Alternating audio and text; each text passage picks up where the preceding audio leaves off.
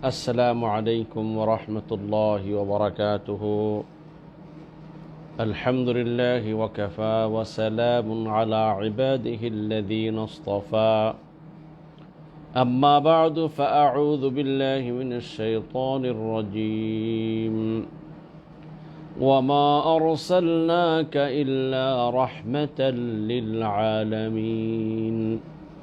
اللهم صل على محمد وعلى آل محمد كما صليت على إبراهيم وعلى آل إبراهيم إنك حميد مجيد. اللهم بارك على محمد وعلى آل محمد كما باركت على إبراهيم وعلى آل إبراهيم إنك حميد مجيد. সম্মানিত আমার দ্বীনী ভাইরা, প্রথমে মনিবের শুকরিয়া আদায় করি আলহামদুলিল্লাহ, যিনি আমাদেরকে শত ব্যস্ততার মাঝেও দিন সম্পর্কে কিছু কথা বলা এবং এই শোনার মতো সুযোগ করে দিয়েছেন। সেই জন্য মনিবের শুকরিয়া আদায় করি আলহামদুলিল্লাহ। প্রতিদিনের মতো আমরাও যেহেতু আমাদের প্রত্যেক দিন একটি একটি নতুন নতুন বিষয় আমরা আলোচনা করি, তারই ধারাবাহিকতায় আজ আপনাদের জন্য যে বিষয়টি নিয়ে আলোচনা করব সেটি হলো, আমরা সবাই জানি যে মুহাম্মদ রাসূলুল্লাহ সাল্লাল্লাহু আলাইহি ওয়াসাল্লামকে আল্লাহ সুবহানাহু ওয়া তাআলা এই সমগ্র জগতের জন্য রহমত স্বরূপ প্রেরণ করেছেন। আল্লাহ সুবহানাহু ওয়া তাআলা নিজে তিনি যে আল্লাহ মুহাম্মদ সাল্লাল্লাহু আলাইহি ওয়াসাল্লামকে সারা বিশ্ববাসীর জন্য দয়া স্বরূপ প্রেরণ করেছেন, এই কথাটা রব্বুল আলামিন নিজেই বলেছেন। আল্লাহ পাক কোরআনে কারিমে এলান করেছেন, সূরা আম্বিয়ার 107 নং আয়াতে আল্লাহ বলেছেন, ওয়ামা আরসালনাকা ইল্লা রাহমাতাল লিল আলামিন। হে নবী, আমি আপনাকে সমগ্র জগতের জন্য রহমত স্বরূপ দয়া স্বরূপ প্রেরণ করেছি। আল্লাহ সুবহানাহু ওয়া তাআলার এই ঘোষণায় প্রমাণ করে যে রাসূলুল্লাহ সাল্লাল্লাহু আলাইহি ওয়াসাল্লাম এই পৃথিবীতে যত সৃষ্টি জগৎ আছে, সমস্ত সৃষ্টি জগতের জন্য তিনি রহমত স্বরূপ। শুধু মানব নয়, মানব দানব পশু পাখি এই সমস্ত কিছুর জন্য মুহাম্মদুর রাসূলুল্লাহ সাল্লাল্লাহু আলাইহি ওয়াসাল্লাম রহমত ছিলেন। এখন আমাদের অনেকেরই প্রশ্ন, ঠিক আছে মুসলমানদের জন্য হতো রহমত, তো কাফেরদের জন্য কেমনে রহমত? বলে যে তিনি কাফেরদের জন্য রহমত ছিলেন। এইটা আমাদের একটু বোঝা দরকার। আমি সকল ভাইদের কাছে আকুল আবেদন করব, আজকের এই কথাগুলা আমার মনে হয় সকল ভাইদের জন্য খুবই প্রয়োজনীয়। মেহরবানি করে কথাগুলো যদি আপনারা সম্ভব হয় বন্ধু বান্ধবদের মধ্যে শেয়ার করুন, তাহলে এই কল্যাণটা আপনার এই ভালো কাজে আপনি অংশীদার হলেন। কেননা এই কথাগুলো আমরা অনেকেই হয়তো জানি না যে রাসূলুল্লাহ সাল্লাল্লাহু আলাইহি ওয়াসাল্লাম রহমত সারা বিশ্বের জন্য, সারা সৃষ্টি জগতের জন্য। তাহলে সৃষ্টি জগতের জন্য তিনি যদি রহমত হন, কেমনে তিনি রহমত, এটা একটু বোঝা দরকার না? একটু একটু করে আমি, যেহেতু এগুলোর উপরে যদি আল্লাহ হায়াতে বাঁচে, আমি এগুলো আলাদা আলাদা আপনাদের জন্য ক্লাস করব, তাই এখন বিস্তারিত আর আলোচনা করতে যাচ্ছি না, সংক্ষিপ্ত আকার আলোচনা করব। প্রথম যেটা বলবো যে মুহাম্মদুর রাসূলুল্লাহ সাল্লাল্লাহু আলাইহি ওয়াসাল্লামকে আল্লাহ সুবহানাহু ওয়া তাআলা সমগ্র জগতের জন্য রহমত ও দয়া স্বরূপ প্রেরণ করেছেন। এই জন্য আজকের এই আমাদের দার্সের বিষয় হলো, ক্লাসের বিষয়বস্তু হলো, কেমন ছিলেন, কেমন দয়ালু ছিলেন আমার বিশ্বনবী মুহাম্মদুর রাসূলুল্লাহ সাল্লাল্লাহু আলাইহি ওয়াসাল্লাম। আমরা শুধু জানি, এটা ওটা বিস্তারিত তেমনটা কখনো বুঝি না, শুনি না। এটাও তো জানা দরকার যে রাসূল সাল্লাল্লাহু আলাইহি ওয়াসাল্লাম আসলে সমগ্র বিশ্ববাসীর জন্য রহমত ছিল। যেমন দেখুন, এক নম্বর হচ্ছে তিনি যে মুমিনের জন্য রহমত, এটা তো সবাই স্পষ্ট বুঝি। কেননা তার এই রিসালাতের দায়িত্বের কারণে, তার এই রিসালাতের কারণে, অর্থাৎ তার এই দ্বীনের দাওয়াতের কারণে আমরা যারা এই দাওয়াতকে গ্রহণ করতে পেরেছি আলহামদুলিল্লাহ, এই দাওয়াতের কারণে আজ আমরা জান্নাতে যাওয়ার স্বপ্ন দেখতেছি। এই হিদায়াত গ্রহণ করার কারণে, তার এই অক্লান্ত পরিশ্রমের কারণে আমরা এই দ্বীনের নিয়ামত আমরা পেয়েছি। যার কারণে এই শিরিক এবং কুফরির অন্ধকার থেকে বেরিয়ে এসে তাওহীদের আলোর দিকে, সুন্নতের আলোর দিকে আমরা পথ পেয়েছি। এটা তার অক্লান্ত পরিশ্রমের কারণে। তাই আমাদের জন্য তিনি অবশ্যই দয়া, এবং তার এই পথ অনুসরণ করার মাধ্যমে আমরা জান্নাতের আকাঙ্ক্ষা করতেছি ইনশাআল্লাহ। আলহামদুলিল্লাহ, এই পথ অনুসরণ করতে পারলে আমরা একদিন জান্নাতে যেতে পারবো, জাহান্নাম থেকে মুক্তির আশা করতেছি। তাহলে রাসূলুল্লাহ সাল্লাল্লাহু আলাইহি ওয়াসাল্লাম মুমিনদের জন্য এটা অবশ্যই রহমত। 2 নম্বর, এখন হয়তো ভাবতে পারে যে মুমিনদের জন্য রহমত, কাফেরদের জন্য কেন রহমত? কিভাবে রহমত হলো? বলে রাসূল সাল্লাল্লাহু আলাইহি ওয়াসাল্লাম কাফেরদের জন্য রহমত। কেমনে? এর কারণ দেখেন, রাসূলুল্লাহ সাল্লাল্লাহু আলাইহি ওয়াসাল্লাম এই পৃথিবীতে আসার পর থেকে না কিয়ামত পর্যন্ত, বা বিশেষ করে রাসূল সাল্লাল্লাহু আলাইহি ওয়াসাল্লাম যতক্ষণ এই পৃথিবীতে বেঁচে ছিলেন ততদিন পর্যন্ত কোনো কাফেরদের উপরে কোনো আযাব ও গজব আসে না। যেমন পূর্বের নবীদের অনুসারীদের মধ্যে, অর্থাৎ যারা কুফরি করতো, নবীদের উম্মতের মধ্যে যারা কুফরি করতো, তাদের উপর যেভাবে আযাব আসছিল, আমাদের নবী মুহাম্মদ রাসূলুল্লাহ সাল্লাল্লাহু আলাইহি ওয়াসাল্লামের আগমনের পর থেকে নিয়ে কোনো কাফেরদের এই ধরনের কোনো আযাব আসে নাই। কেননা আল্লাহ পাক রাসূল সাল্লামের ব্যাপারে এবং রাসূল সাল্লামের উপস্থিতিতে যে কাফেরদেরকে শাস্তি দেবেন না, এটা সম্পর্কে আল্লাহ রাব্বুল ইজ্জতুল জালাল কোরআনের মধ্যে কি বলছে, ওয়ামা কানাল্লাহু লিউআযিবাহুম ওয়ামা কানাল্লাহু লিউআযিবাহুম ওয়া আনতা ফীহিম। হে নবী, আল্লাহ এমন নন যে আপনি তাদের মধ্যে রয়েছেন আর আল্লাহ তাদের উপর আযাব দেন। তার মানে আপনি এদের মধ্যে থাকা অবস্থায় আল্লাহ তাদের উপরে আযাব নাজিল করবেন না। তাহলে যে তাদের পাপের কারণে তারা যে অন্যায় অবিচার করেছে, এজন্য তারা পাপের যোগ্য ছিল, তারা শাস্তির যোগ্য ছিল। কিন্তু রাসূলুল্লাহ সাল্লাল্লাহু আলাইহি ওয়াসাল্লামের উপস্থিতির কারণে, রাসূলুল্লাহ সাল্লাল্লাহু আলাইহি ওয়াসাল্লাম তাদের মধ্যে থাকার কারণে আল্লাহ সুবহানাহু ওয়া তাআলা তাদেরকে আযাব দেন না। যেমনি অতীতের কওমে আদ, কওমে সামুদ, কওমে আইকা, অন্যান্য জাতিদেরকে যেভাবে আযাব দিয়েছেন, এভাবে আল্লাহ সুবহানাহু ওয়া তাআলা তাদেরকে আযাব দেন নাই।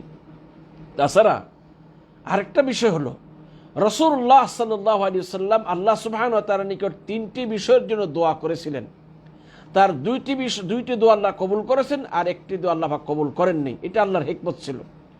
2টি দোয়ার যেটা কবুল করেছে, আর একটি দোয়া হলো যে রাসূলুল্লাহ সাল্লাল্লাহু আলাইহি ওয়াসাল্লাম আল্লাহর নিকট দোয়া করেছিলেন যে, হে আল্লাহ, আপনি আমাদেরকে, আমার উম্মতকে ওই একেবারে হালাক করবেন। অর্থাৎ অন্য অন্য উম্মতেরা যখন অপরাধে জড়িত হয়ে যেত, আল্লাহ তাদেরকে আযাব দিয়ে পুরো কওমকে আল্লাহ হালাক করে দিন। যেমন কওমে আদ, কওমে সামুদ, তারপরে কেন বলতেছে কওমে লূত, এরকম যারা অপরাধী ছিল আল্লাহ তাদের সবাই একবার আযাব দিয়ে ধ্বংস করে দিয়েছেন। কিন্তু রাসূল সাল্লাল্লাহু আলাইহি ওয়াসাল্লাম আল্লাহর কাছে দোয়া করেছেন, আল্লাহ আমার উম্মতকে এইভাবে আপনি একবারে ধ্বংস করবেন না। আল্লাহ পাক এই দোয়াটা কবুল করেছেন। এই যে বর্তমানে কাফেররা যে পরিমাণের অন্যায় অবিচার অত্যাচার করতেছে, এই হিসাবে আল্লাহর পক্ষ থেকে আযাব আসার কথা ছিল, কিন্তু আল্লাহ রাসূলের দোয়ার বদলকে তাদের উপর আযাব আসে নাই। এককভাবে আযাব আসলেও হয়তো কিছু লোক ধ্বংস হলেও বাকি অনেক লোক ভিত্তিতে বেঁচে গেছে। তাহলে এটাও তাদের জন্য একটা আল্লাহর বিশেষ দয়া। তারা এই ইহকালীন এই শাস্তির থেকে আল্লাহর রহমতে রাসূলের এই দোয়ার বদলতে বেঁচে গেছেন। এমনিভাবে রাসূলুল্লাহ সাল্লাল্লাহু আলাইহি ওয়াসাল্লাম সমগ্র জগৎবাসীর জন্য রহমত স্বরূপ ছিলেন। তিনি আল্লাহর পক্ষ থেকে আল্লাহ প্রদত্ত একটা বিরাট বড় নেয়ামত। এই জন্য রাসূল সাল্লাল্লাহু আলাইহি ওয়াসাল্লাম বলতেন, ইয়া আইয়ুহান নাস ইন্নামা আনা রাহমাতুন মুহদাতুন। হে মানব জাতি, আমি আল্লাহ প্রদত্ত একটি রহমত তোমাদের জন্য, অর্থাৎ আল্লাহ পাক আমাকে রহমত স্বরূপ তোমাদের জন্য প্রেরণ করেছেন। আল্লাহ পাক কোরআন শরীফে এই যে বিশ্ববাসীর জন্য যে আল্লাহ পাক রাসূলকে রহমত স্বরূপ প্রেরণ করেছেন, আরেক আয়াতে আল্লাহ পাক বলেছেন, লাকাদ জাআকুম রাসূলুম মিন আনফুসিকুম আজিজুন আলাইহি মা আনিতুম হারিসুন আলাইকুম বিল মুমিনিনা রাউফুর রহিম। সূরা আত-তাওবার 128 নং আয়াতের মধ্যে আল্লাহ বলতেছেন, লাকাদ জাআকুম রাসূলুম মিন আনফুসিকুম, নিশ্চয়ই তোমাদের মধ্য থেকে তোমাদের নিকট একজন রাসূল এসেছেন।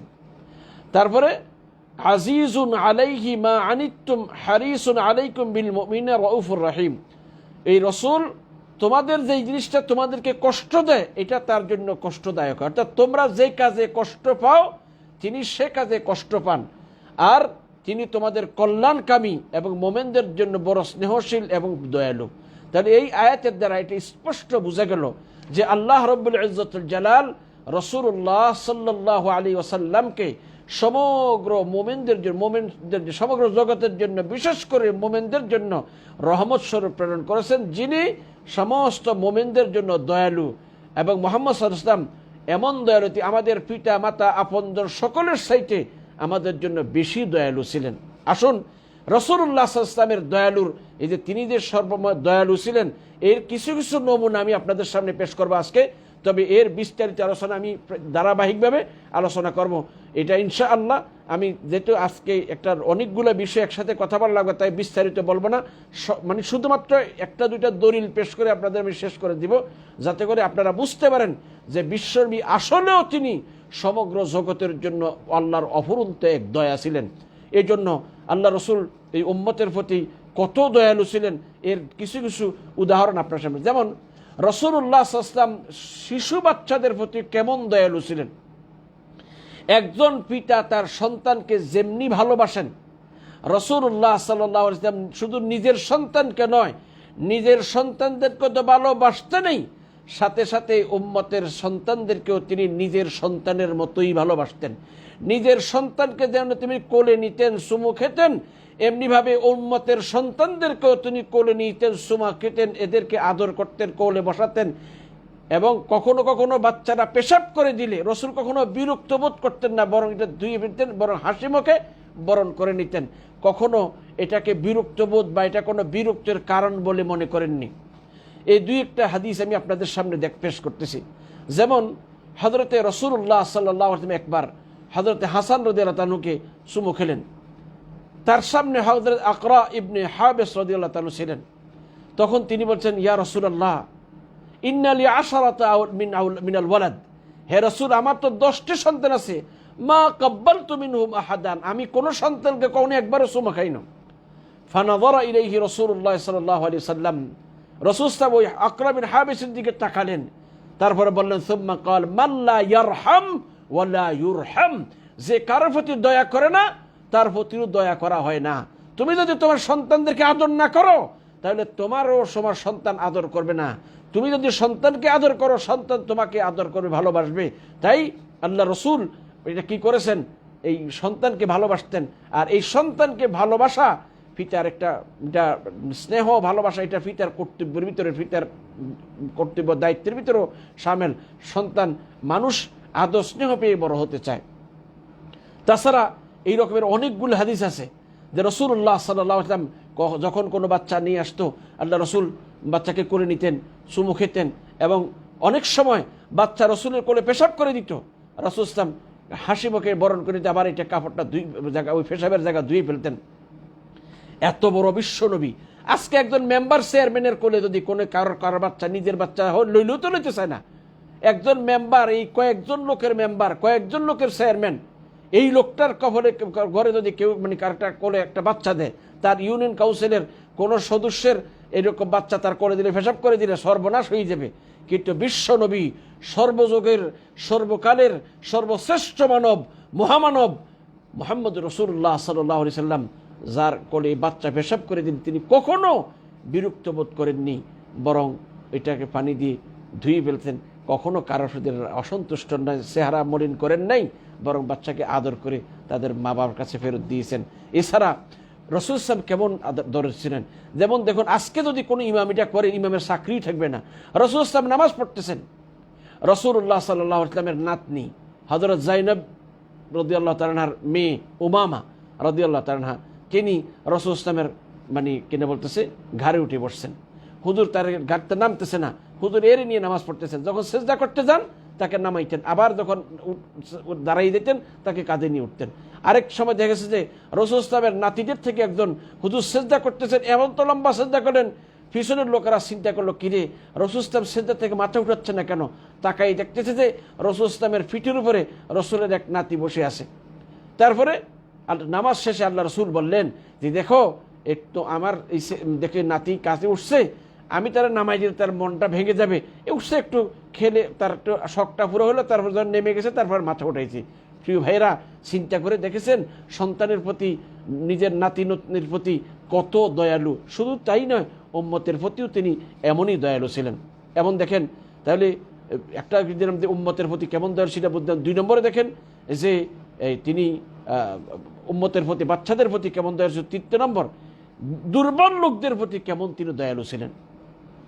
হযরত রাসূলুল্লাহ সাল্লাল্লাহু আলাইহি ওয়াসাল্লাম এই যে উম্মতের মধ্যে দুর্বল, যারা মানে বেশি পরিশ্রম করতে পারে না, অসহায়, দুর্বল অথবা কারো অধীনস্থ, তাদের ব্যাপারে আল্লাহ রসুল কি বলেছেন।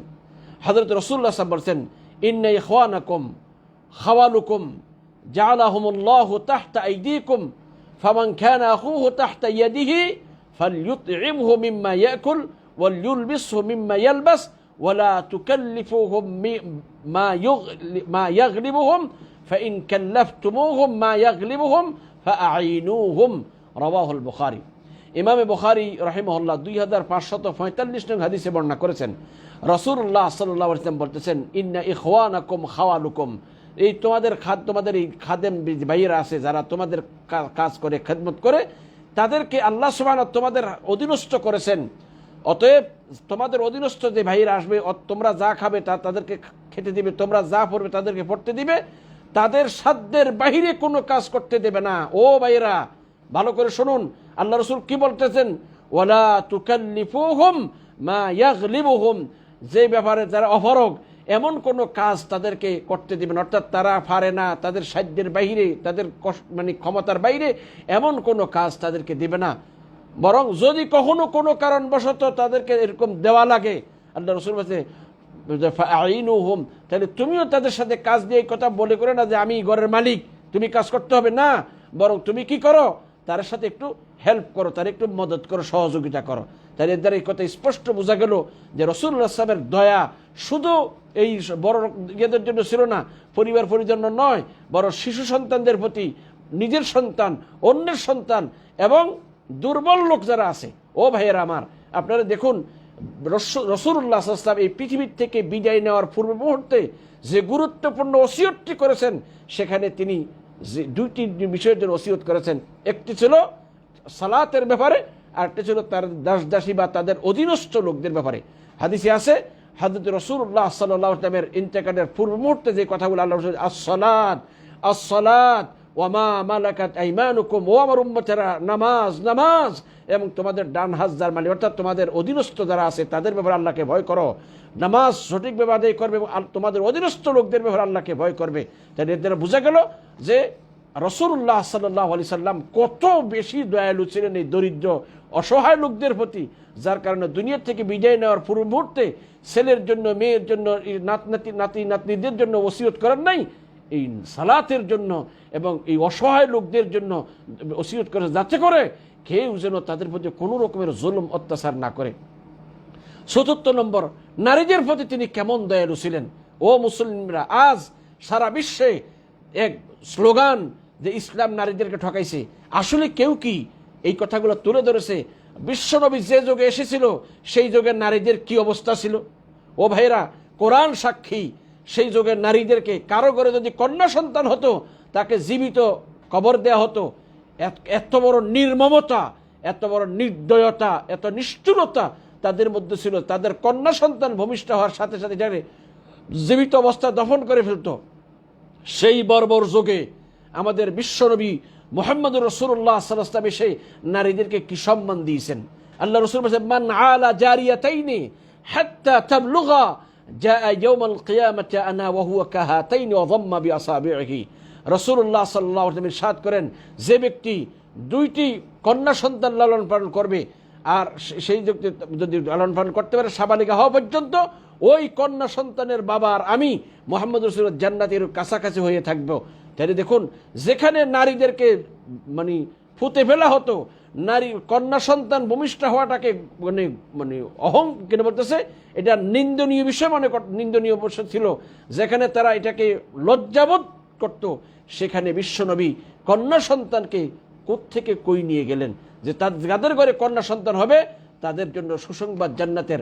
অপর হাদিসে আল্লাহ রাসূল বলেছেন, যারা মেয়েদেরকে নিয়ে কোনো সংকটাপন্ন হবে, কোনো সমস্যাগ্রস্ত হবে, আল্লাহ রাসূল বলেছেন, মানব তুলিয়া বিশাইইন মিন হাদিহিল বানাত কুন্না লাহু সিত্রাম মিনান নার, যে ব্যক্তি মেয়েদেরকে নিয়ে কোনো রকমের সমস্যাগ্রস্ত হবে, আল্লাহ রাসূল বলেছেন এই কষ্টটা তার জন্য জাহান্নামের আগুন থেকে মুক্তির কারণ হবে। অপর এক হাদিসে আল্লাহ রাসূল বলেছেন, হযরত রাসূলুল্লাহ সাল্লাল্লাহু আলাইহি ওয়াসাল্লাম বলেছেন যে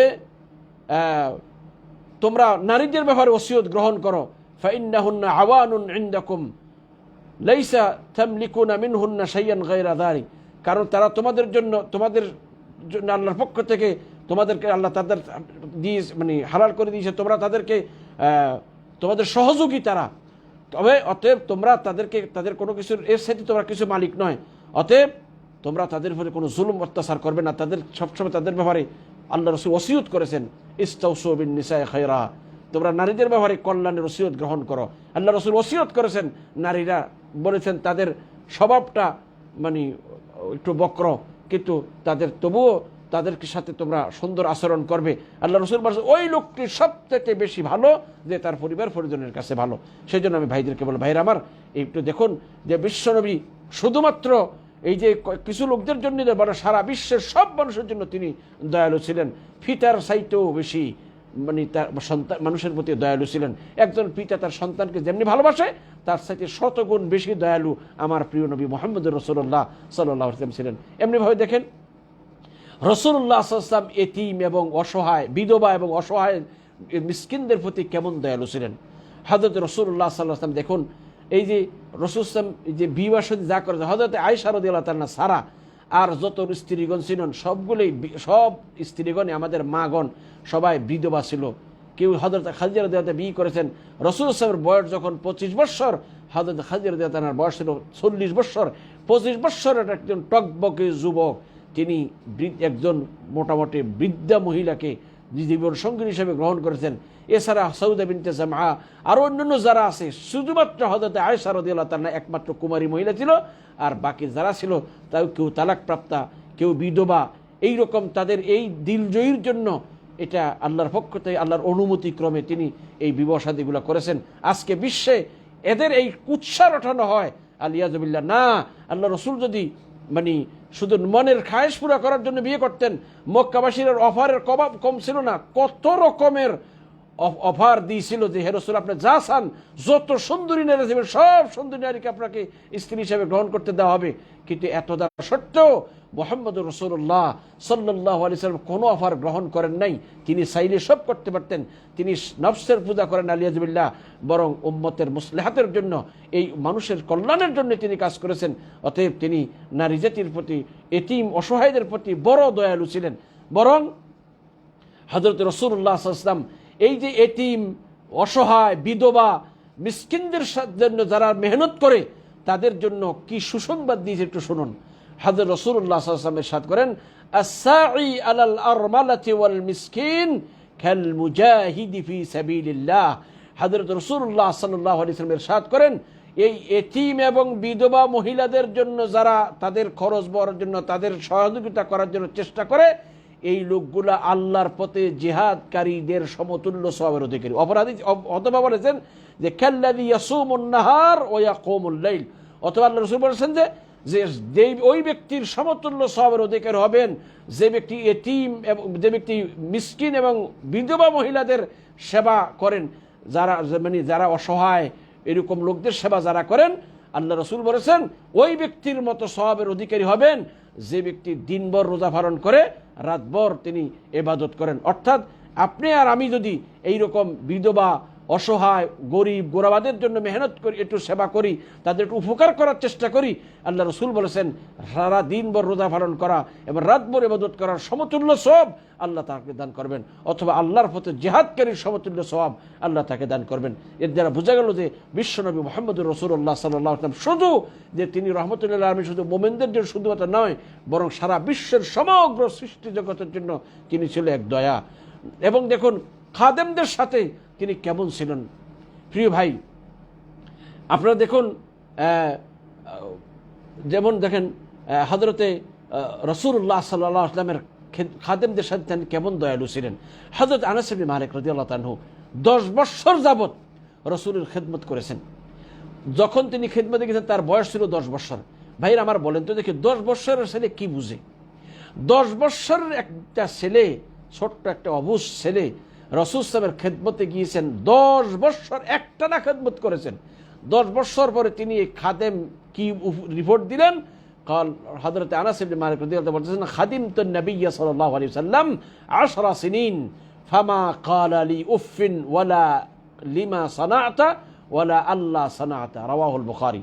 ইমামে বুখারী 6038 নং হাদিসে বর্ণনা করেছেন যে আমি আনাস ইবনে মালিক রাদিয়াল্লাহু আনহু বলতেছেন, আমি হযরতে রাসূলুল্লাহ সাল্লাল্লাহু আলাইহি সাল্লামের খেদমতে নিয়োজিত ছিলাম 10 বছর। এই 10 বছর খেদমত চলাকালীন রাসূল সাল্লাল্লাহু আলাইহি কখনো আমাকে এই কথাটা উফ শব্দটা পর্যন্ত বলে নাই, এমনও বলে নাই কেন তুমি এই কাজটি করলে, কেন এটা করলে না, এই কাজটিও কখনো তিনি বলেন নাই। তাহলে কি বোঝা গেল? আজকে পৃথিবী ও দুনিয়ার আধুনিক যারা মডার্ন হয়ে গেছেন, যারা আজকে মানবতার কথা বলেন, আপনাদের অবস্থা দেখুন। আপনারা আপনাদের ঘরে যে সমস্ত লোকেরা কাজ করে, এদেরকে গোপনে যদি এদের ইন্টারভিউ নেওয়া হয়, তাহলে জানা যাবে যে কি পরিমাণের নির্যাতন নিপীড়ন সহ্য করে ওরা কাজ করতেছে আপনাদের ঘরে। সেই জন্য ভাইরা আমার, বন্ধুরা আমার, দেখুন বিশ্ব মানবতার মুক্তির দূত, যার কাছে 10 বছর একটি ছেলে 10টি বছর সেবা করেছে, খেদমত করেছে, কিন্তু জীবনে কোনোদিন উফ শব্দ বলে নাই, কেন করলা না, একটি ধমক পর্যন্ত কখনো দেয় নাই। দেখাও তো দেখি গোটা বিশ্বে মানবতার ফেরিওয়ালারা, দেখাও যে বিশ্ব নবীর এই মতো এইরকমের একটি মানুষ দেখাও, যে মানুষটা সারা জীবন এই রকমের উদাহরণ পৃথিবীতে সৃষ্টি করতে পেরেছে। তাছাড়া তিনি অসুস্থ ব্যক্তিদের প্রতি দয়ালু ছিলেন। অসুস্থ ব্যক্তিরা তাদের জিয়ারতের জন্য যেতেন, তাদের দেখতে যেতেন, তারা অসুস্থ হলে তাদের কাছে গিয়ে সান্ত্বনা দিতেন এবং তাদের উৎসাহ দিতেন এবং তাদের জন্য দোয়া করতেন। এছাড়া যারা রোগী দেখতে যাবে তাদের জন্য সুসংবাদ দিয়েছেন, সেই ব্যক্তি মান আদা মারিদান, যে ব্যক্তি কোনো অসুস্থ ব্যক্তিকে দেখতে যাবে সে যেন জান্নাতের বাগানে ঘোরাফেরা করতেছে যতক্ষণ পর্যন্ত না ফিরে না আসবে, বা জান্নাতের ফল আহরণ করতেছে যতক্ষণ পর্যন্ত না সে ফিরে না আসবে। তাহলে এটা একটা বিরাট বড় উৎসাহ যে আমাদেরকে তিনি নিজে তো যাইতেন এবং লোকদেরকে অসুস্থ ব্যক্তি দেখার জন্য, অসুস্থ ব্যক্তির জিয়ারতের জন্য, তাকে দেখতে দেওয়ার জন্য লোকদেরকে উম্মতকে উৎসাহিত করেছেন। তাছাড়া আল্লাহ রসুল বলেছেন, তোমরা যখন রোগী দেখতে যাবে তাদেরকে আশার সঞ্চার করো, অর্থাৎ তাকে আশা দাও, না ইনশাল্লাহ কিছু হবে না, আপনি ভালো হয়ে যাবেন, সুস্থ হয়ে যাবেন। তার মানে মানুষ যখন অসুস্থ হয় তখন তার মধ্যে হতাশা কাজ করে। তাই আপনাকে আল্লাহ রসুল বলতেন, লা বা'স তাহুর, ইনশাআল্লাহ সমস্যা নেই, আপনি এই রোগ আপনার জন্য গুনাহের পবিত্রতা স্বরূপ, আপনি ইনশাল্লাহ পবিত্র হয়ে যাবেন, আপনি গুনাহ কাফারা স্বরূপ, আপনার গুনাহ মাফ হয়ে গেছে। অর্থাৎ তাকে সান্ত্বনা দেওয়া হলো। আপনার এই কথা বলার দ্বারা তার হায়াতে বাড়বেও না কমবে না, কিন্তু তার মানসিক একটা পরিবর্তন আসবে, মনের মধ্যে একটু আশার সঞ্চার হবে, মনের মধ্যে একটু শক্তি তৈরি হবে। প্রিয় ভাইরা, আল্লাহ রসুল এমন ছিলেন। তাছাড়া আল্লাহ রসুল 8 নম্বর যে তিনি এই উম্মতের প্রতি কেমন ছিলেন, এই যে উম্মতের প্রতি এত দয়ালু, যে যেমন দেখেন এই সব নবীদের, অতীতের সকল নবীদের জন্য আল্লাহ পাক অফার দিয়েছেন, তারা কোনো দোয়া করবে আল্লাহ তাদের দোয়া কবুল করে নেবেন। রসুল সাহেবকে এরকম অফার দিয়েছেন, কিন্তু আল্লাহ রসুল সেই অফারটা গ্রহণ করেন না। বলেন যে তিনি বলছেন যে আমি এটা জানিব কিয়ামতের ময়দানে, আমি দুনিয়াতে কিছু চাই না, কিয়ামতের ময়দানে আমাকে উম্মতের জন্য সুপারিশ করার অনুমতি দেওয়া হোক। আর আল্লাহ পাক এই দোয়াটা কবুল করেন, যাতে করে তাই কিয়ামতের ময়দানে রাসূলুল্লাহ সাল্লাল্লাহু আলাইহি ওয়াসাল্লামের সুপারিশে কোটি কোটি মানুষ জাহান্নাম থেকে মুক্তি পাবে। সেজন্য ভাইরা আমার, বন্ধুরা আমার, সকল ভাইদেরকে বলবো, ও আমার ভাইরা, ও আমার বন্ধুরা, দেখুন রাসূলুল্লাহ সাল্লাল্লাহু আলাইহি ওয়াসাল্লাম, আজকে মানুষ কত মন্দ বলতেছে, অথচ নবীর সম্পর্কে কেউ তারা জানেও না। এবং যারা জান্নাতে যাবে তাদের ব্যাপারে আল্লাহ রসুল বলেছেন, জান্নাতীদের মধ্যে 120 কাতার হবে, এর মধ্যে 80 কাতারই হবে উম্মতে মুহাম্মাদী, অর্থাৎ জান্নাতবাসী যত লোক হবে সমস্ত নবীর উম্মত মিলিয়ে মাত্র 40 কাতার, বা জান্নাতের 1/3, আর শুধুমাত্র মুহাম্মদ রাসূলুল্লাহ সাল্লাল্লাহু আলাইহি ওয়াসাল্লামের উম্মত হবে 2/3। তাহলে চিন্তা করে দেখুন যে আল্লাহ রসুল উম্মতের প্রতি কত দয়ালু ছিলেন এবং তিনি উম্মতের প্রতি কত দরদি ছিলেন। তাছাড়া উম্মতের জন্য সব সময় যেটা সহজ সেটাই তিনি করতেন। যেমন দেখুন রাসূলুল্লাহ সাল্লাল্লাহু আলাইহি ওয়াসাল্লাম বলেছেন যে আমার উম্মতে যদি কষ্টকর না হতো তাহলে মেসওয়াক করার জন্য তাদের প্রত্যেক ওযুর পূর্বে, সালাতের পরে তাদের মেসওয়াক করতে বলতাম, কিন্তু উম্মতের জন্য কষ্ট হবে তাই এটা নির্দেশ দিলাম না। এই যে এইটা কত বড় দয়া না, এটা যদি তিনি নির্দেশ দিয়ে দিতেন তাহলে আমার জন্য কষ্টকর হতো। এই যে তারাবির সালাত আল্লাহ রসুল আদায় করেছেন, 3 দিন আদায় করার পরে 4th দিন আর করলেন না। তিনি বলতেছেন, সকালবেলা বললেন তোমরা যে অপেক্ষা করতেছি আমি জানি, কিন্তু আমার ভয় হচ্ছিল তো এটা যদি নামাজ যদি তোমাদের ফরজ হয়ে যায় তোমাদের জন্য কষ্ট হয়ে যাবে। আল্লাহ রসুল এত দয়ালু ছিল যে দিনভর রোজা রাখবে, এশার সালাত পড়বে, আবারও যদি তারাবি ফরজ হয়ে যায় তাহলে উম্মতের জন্য কঠিন হয়ে যাবে, তাই তিনি একটু দেরি করলেন। এছাড়া ঈশার নামাজ একদিন একটু দেরি করে পড়লেন, বলে যে যদি আমার উম্মতের জন্য কষ্টকর না হতো তাহলে আরও একটু দেরি করে পড়তাম।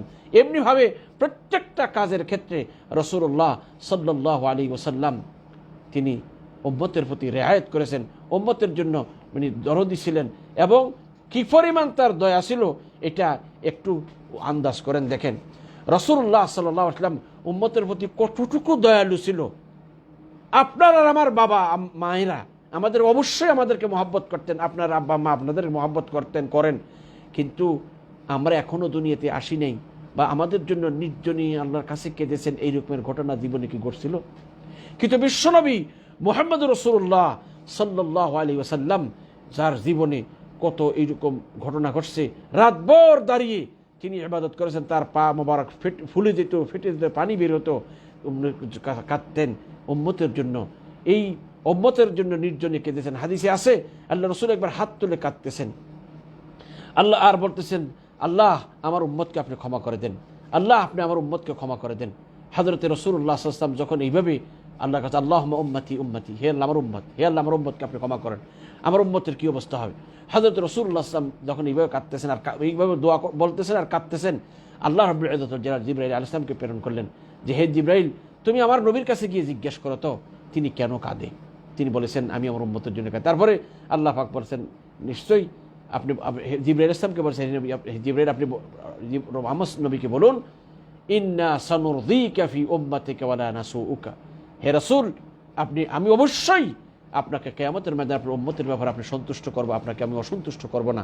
কেমন ছিল দয়া তার, কেমন ছিল দয়ালু নবী। আজ আমরা তাকে যা তা বলি আলিয়াযু বিল্লাহ, কখনো কি আমরা জেনে দেখেছি, ভেবে দেখেছি বিশ্বনবী কেমন ছিল দয়ালু? তিনি অমুসলিমদের জন্য কেমন দয়ালু ছিল। এই যে অমুসলিমরা ইসলাম ধর্ম গ্রহণ করে না তার জন্য তিনি কত পেরেশান ছিল, আল্লাহ পাক তাকে সান্ত্বনা দিচ্ছেন। ফালাআল্লাকা বাখিউন নাফসাকা আলা আথারিহিম ইল্লাম ইউমিনু বিহাযাল হাদিসি আসাফা। আল্লাহ রাসূল পেরেশান, লোক মুসলমান হচ্ছে না, ঈমান আনতেছে না, তাহলে কি অবস্থা হবে তাদের? আল্লাহ পাক বলতেছেন হয়তো আপনি তাদের পিছনে পিছনে ঘুরে দুঃখে নিজেকে শেষ করে, অর্থাৎ তারা ইসলাম ধর্ম গ্রহণ করতেছে এই জন্য তাদের পিছনে পিছনে ঘুরে ঘুরে আপনি নিজেকে শেষ করে দিচ্ছেন। আর পরে বলছেন যদি তারা এই কথার প্রতি ঈমান না আনে, অর্থাৎ তারা যদি এই কালিমা না পড়ে, এই জন্য এই চিন্তায় পেরেশানি আপনি যদি নিজেকে ধ্বংস করে দিচ্ছেন। অপরাধ আছে ফালা তাযহাব নাফসুকা আলাইহিম হাসারাতিন, অতএব তাদের জন্য আফসোস করে নিজেকে ধ্বংস করে দিবেন না। তার মানে আল্লাহ রাসূল যে এই যে পেরেশান, হায়রে লোকেরা কেন ইসলাম ধর্ম গ্রহণ করতেছে না, কেন মানে আসতেছে না, এই যে আল্লাহ রাসূল সকলের কাছে দাওয়াতে ব্যস্ত ছিলেন, যে যেখানে পারতেন।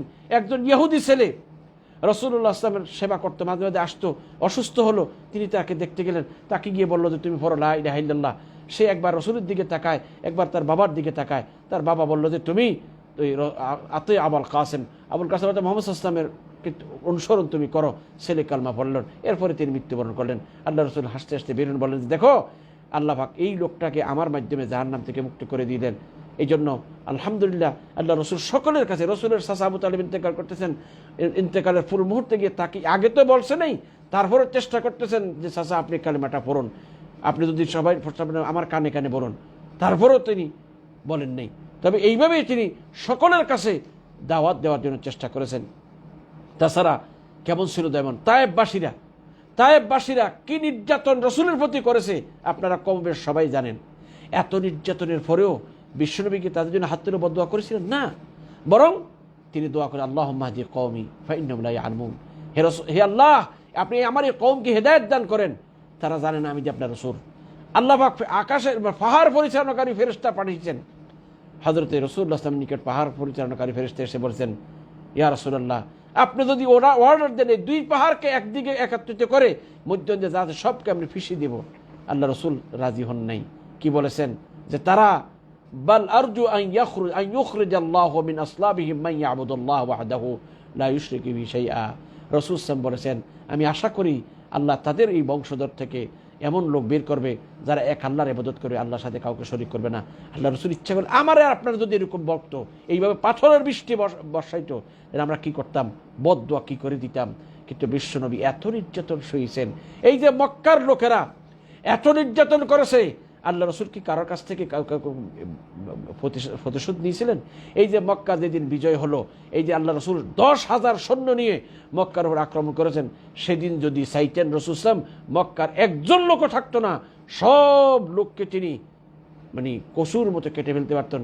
কিন্তু এতটা সত্ত্বেও তিনি আল্লাহ রসুল ইসলাম তাদের কারোর প্রতিশোধ নেন না, কয়েকজন গুটিময় কয়েকজন লোক ছাড়া, যারা সত্যিই বড় অপরাধী ছিল, আর বাকিদেরকে তিনি ক্ষমা করে দিয়েছেন।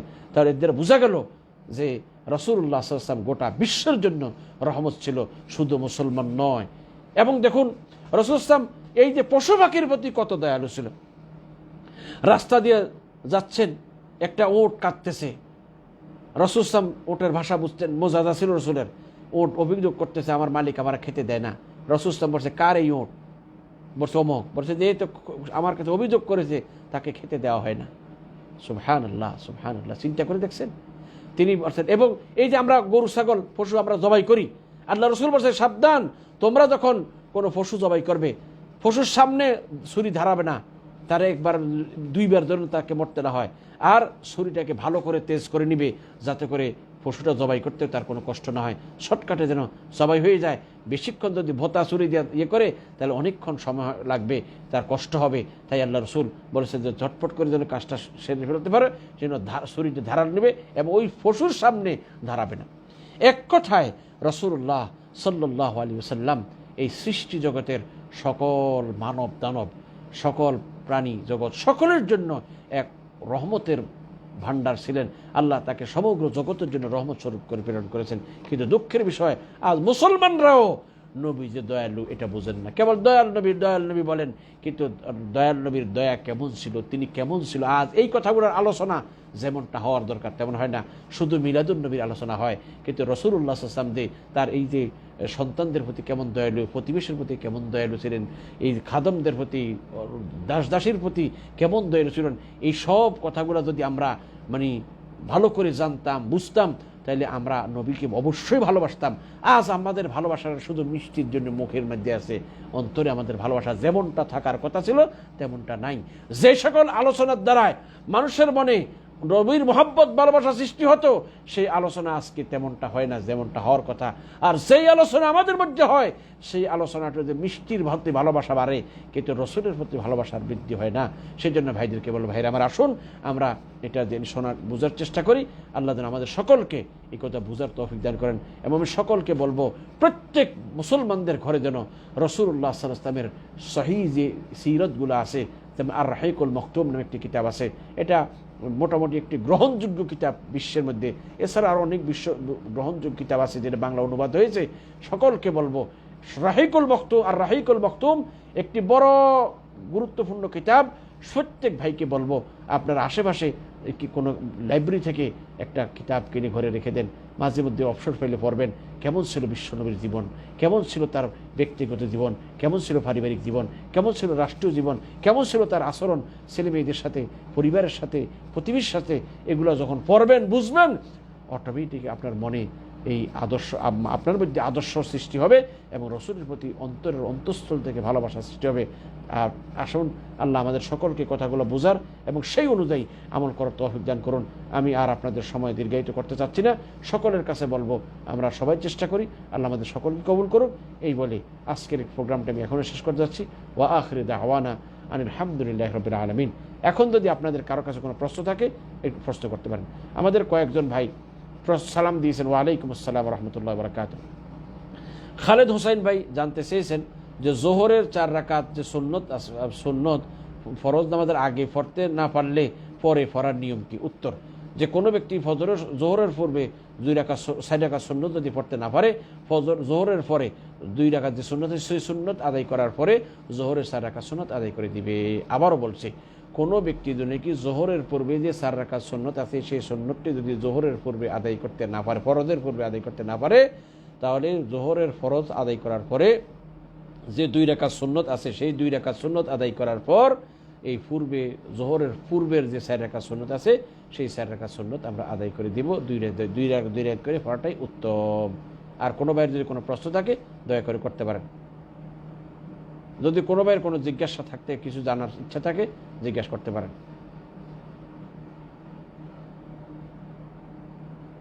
মনে হয় কারো কোনো কিছু নেই। সুবহানাকাল্লাহুম্মা ওয়া বিহামদিকা আশহাদু আল্লা ইলাহা ইল্লা আনতা আস্তাগফিরুকা ওয়া আতুবু ইলাইক।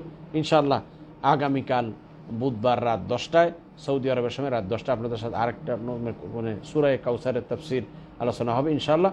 সকলের প্রতি দাওয়াত রইল। আসসালামু আলাইকুম ওয়া রাহমাতুল্লাহি ওয়া বারাকাতুহু।